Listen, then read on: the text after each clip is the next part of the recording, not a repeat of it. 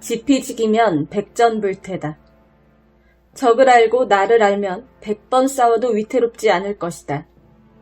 적을 알지 못하고 나만 알면 한 번은 이기고 한 번은 지게 될 것이며, 적을 알지 못하고 나도 알지 못하면 싸울 때마다 반드시 위태롭게 될 것이다. 손자는 말한다. 싸우지 말고 이겨라. 대체로 용병을 하는 원칙에는 적의 국가를 온전히 하는 것을 상책으로 여기며 적국을 쳐부수는 것을 그 차선으로 여긴다. 적국의 군을 온전히 한 채 이기는 것을 상책으로 여기고 군을 쳐부수는 것을 그 차선으로 여긴다. 100번 싸워 100번 이기는 것이 잘된 것 중에 잘된 용병이 아니며, 싸우지 않고 적의 군대를 굴복시키는 용병이 잘된 것 중에 잘된 용병이다. 그러므로 최상의 용병은 적의 계략을 공격하는 것이며, 그 차선은 적의 외교 관계를 공격하는 것이며, 그 다음 정책은 군대를 공격하는 것이며, 그 아래의 정책은 성을 공격하는 것이다. 공성법은 어쩔 수 없어서 사용하는 것인데, 망루에 걸친 전차와 가죽으로 무장한 사륜 공성전차를 수리하고 기구를 갖추는 데에만 석 달이 지나서야 완성된다. 성을 공격하기 위한 토산을 쌓는 데에만 또한 석 달이 지나서야 완성된다. 장수가 그의 분함을 이겨내지 못하여 병사들에게 개미처럼 성벽을 공격하게 하여 사졸의 3분의 1이나 죽게 만들고도 성은 함락되지 않으니 이는 공격하는 것의 재앙이다. 따라서 용병을 잘하는 자는 적의 군대를 굴복시키지만 전쟁은 하지 않고, 적의 성을 함락시키지만 공격은 하지 않으며, 적의 나라를 무너뜨리지만 질질 끌지는 않고, 반드시 적을 온전하게 하여 천하를 다툼으로 군대는 무뎌지지 않으면서 이익은 정말로 온전해진다. 승리로 가는 5가지 방법이 있다. 첫째, 싸워야 할 때를 아는 것과 싸워서는 안 될 때를 잘 아는 자는 승리한다. 둘째, 병력이 많고 적음에 따라 용병법을 아는 자는 승리한다. 셋째, 장수와 병사가 한마음으로 하고자 하면 승리한다. 넷째, 잘 준비된 상황에서 준비가 안 된 적을 기다리는 자는 승리한다. 다섯째, 장수가 유능하고 군주가 조종하려 들지 않으면 승리한다. 이 5가지는 승리를 알 수 있는 이치다. 아군이 적군의 10배면 적을 포위하고, 아군이 적군의 5배면 적을 공격하며, 아군이 적군의 2배면 적을 분산시킨다. 대적할 만하면 적을 맞아 싸울 수 있고, 적보다 병력이 적으면 적으로부터 달아나며, 적의 병력과 대적할 만하지 못하면 적을 피해야 한다.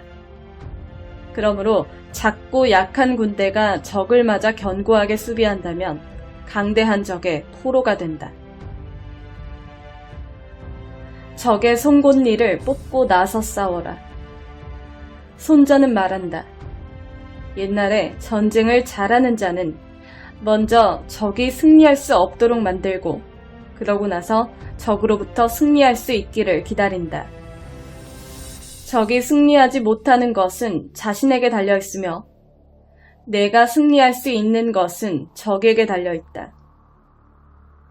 그러므로 전쟁을 잘하는 사람은 능히 적이 승리할 수 없게 만들지만, 적으로 하여금 내가 기필코 승리할 수 있도록 만들 수는 없는 것이다. 따라서 승리란 미리 알 수는 있어도 만들 수는 없다고 하는 것이다. 수비한다는 것은 자신이 부족하다는 것이고, 공격한다는 것은 자신이 여유가 있다는 것이다. 먼저 가서 기다려라. 손자는 말한다. 무릇 먼저 전쟁터에 도착하여 적을 기다리는 장수는 여유가 있고, 적보다 늦게 전쟁터에 도착하여 전투에 달려나가는 장수는 피곤하다. 그러므로 전쟁을 잘하는 자는 적을 내 쪽으로 끌어들이지 적에게 끌려가지는 않는다. 적으로 하여금 스스로 올 수 있게 하는 것은 적을 이롭게 하는 것처럼 보이기 때문이고, 적으로 하여금 스스로 올 수 없게 하는 것은 적을 해롭게 하는 것처럼 보이기 때문이다. 따라서 적이 편안해하면 그들을 피로하게 만들 수 있어야 하고, 적이 배부르면 그들을 굶주리게 만들 수 있어야 하며, 적이 안정돼 있으면 그들을 동요시킬 수 있어야 하고, 적이 반드시 달려갈 곳을 향해 출동하고 적이 생각하지 못한 곳으로 달려가야 한다. 공격을 잘하는 자는 그 지키는 곳을 적이 알지 못하게 하고, 수비를 잘하는 자는 그 공격하는 곳을 적이 알지 못하게 한다. 미묘하고 미묘하니 형태가 없는 데에 이르고, 신기하고 신기하니 소리가 들리지 않는다. 이런 경지에 올라야 적의 목숨을 좌우할 수 있다. 아군이 진격해도 적이 방어할 수 없는 것은 그 허점을 치기 때문이고, 아군이 후퇴해도 적이 추격할 수 없는 것은 이미 멀리 달아나 따라잡을 수 없기 때문이다.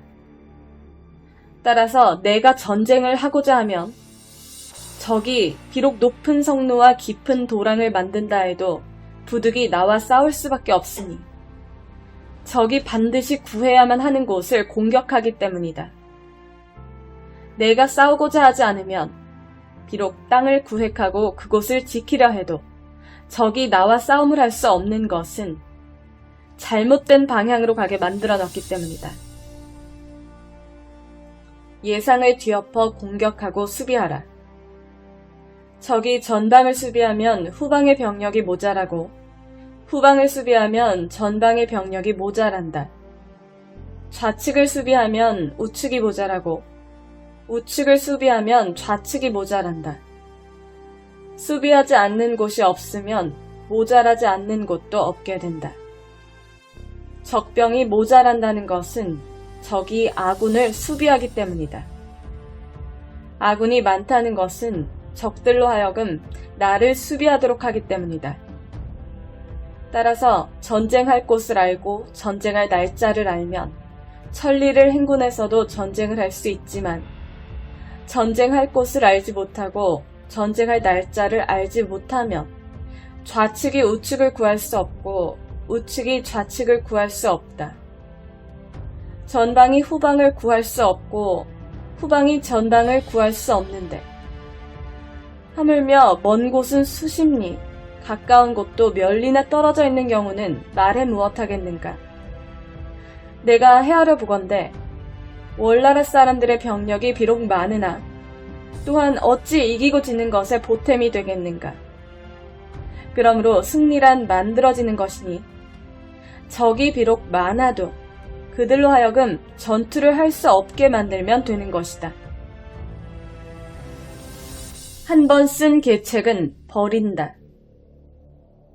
묘책을 헤아려 이해득실을 계산하고 적을 건드려 보아서 움직이고 멈추는 이치를 알고, 아군을 드러내서 그곳이 사지인지 생지인지 알며 적과 다투어 보아 병력이 남음이 있거나 부족한 곳을 안다.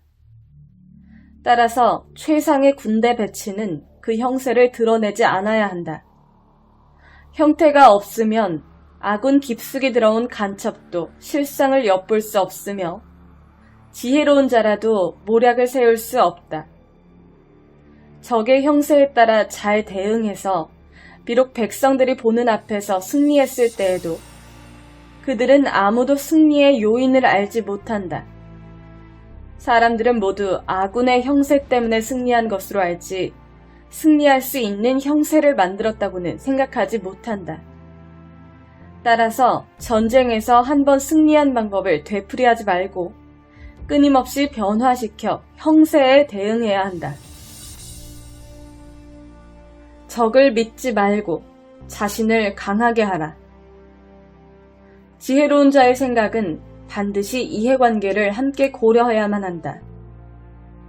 해로움을 생각할 때 이로움을 함께 고려하면 더욱 믿을 수 있는 방향으로 힘쓸 수 있으며, 이로움을 생각할 때 해로움을 함께 고려하면 실로 근심을 풀 수 있다.